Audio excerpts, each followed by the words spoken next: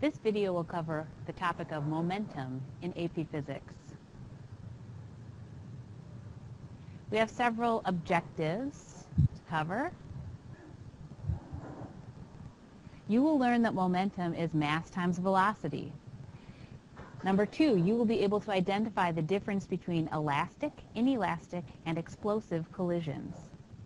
Number 3, you will learn that momentum is conserved in collisions. Number 4, you will learn to use conservation of momentum equations to solve word problems. And number 5, and we'll be looking at this in the lab, you will learn that kinetic energy is conserved in perfectly elastic collisions and not conserved in other collisions. Momentum is represented with the letter P.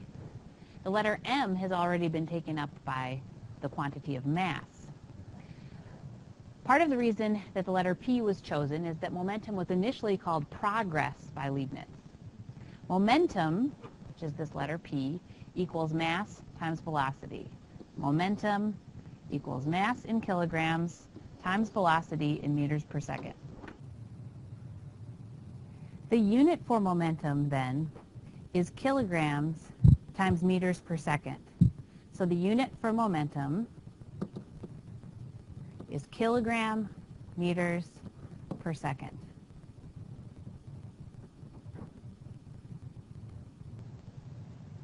Momentum is a vector. We need to take a moment to talk about how we represent vectors in written form.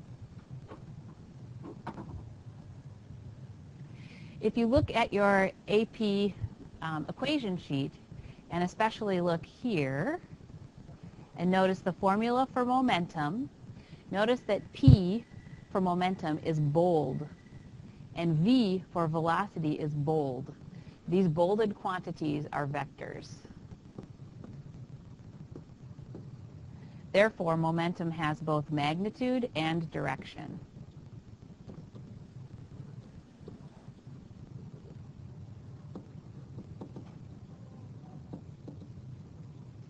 The direction of a momentum vector is the same as its velocity. In this chapter, we will also be looking at this formula. J stands for something called impulse. And this equation here is actually called the impulse momentum theorem, but more on that later. In an inelastic collision, two objects stick together after the collision.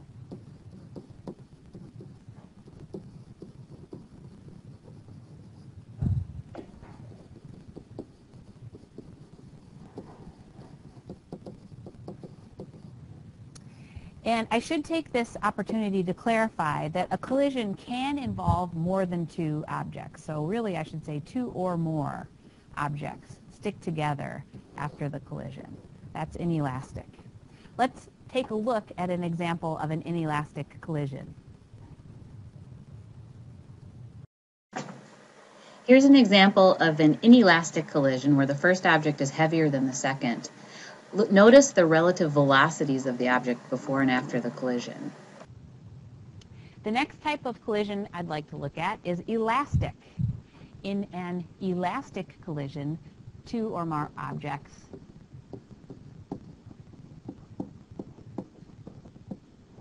bounce off of each other.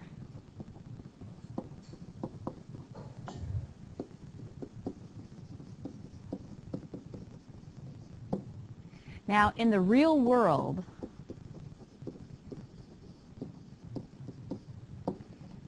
collisions are not perfectly elastic.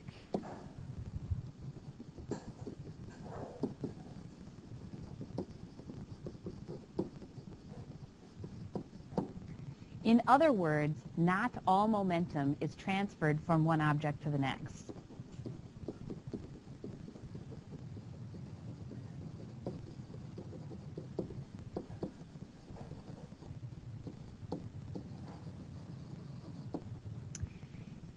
In story problems, in physics class, we often idealize.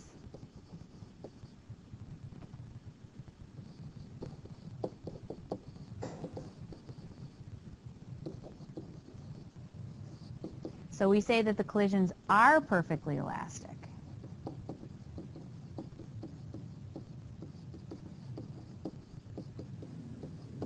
Which means that all momentum is transferred from one object to the next.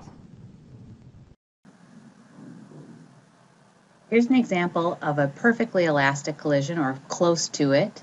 You can see that the velocity of the first red cart is transferred to the second red cart. We'll do it in reverse. This works a little better. The velocity of the first cart is transferred to the second. Now look what happens when I increase the mass of the first cart. What happens to the velocity after the collision when the masses of the carts are unequal?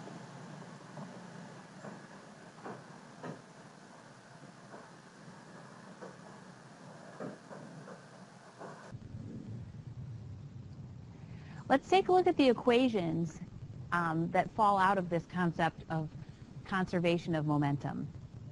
If I've got two objects, object 1 and object 2, and they have an inelastic collision, then the momentum, the total momentum before the collision, that's the mass of each object times its velocity, should equal the momentum after the collision. Now, since the objects have stuck together, their masses can be added together and they have the same velocity. In an elastic collision, when the objects bounce off, I still have object 1 and object 2, object 1 and object 2, and on the left side I have before the collision, and on the right side I have after the collision. I simply compute the momentum of each object before the collision and after the collision, and the sums must be equal because momentum is conserved.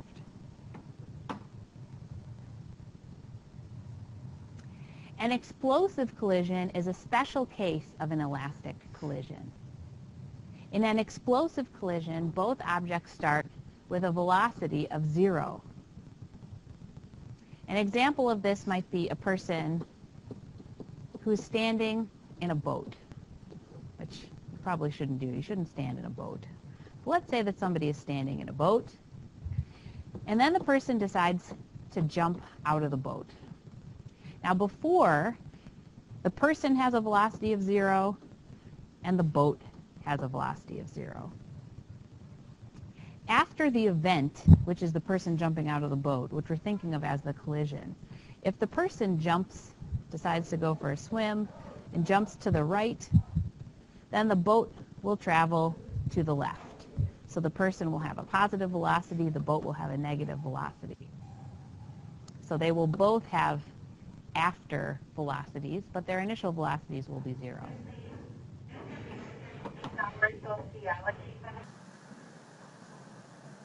Here's an example of an explosive collision. I set up a spring between the two red carts, and then I release that spring, forcing the carts apart. One cart gets a positive velocity, one cart gets a negative velocity. Here it is again with carts of unequal mass. Which cart will get a bigger velocity?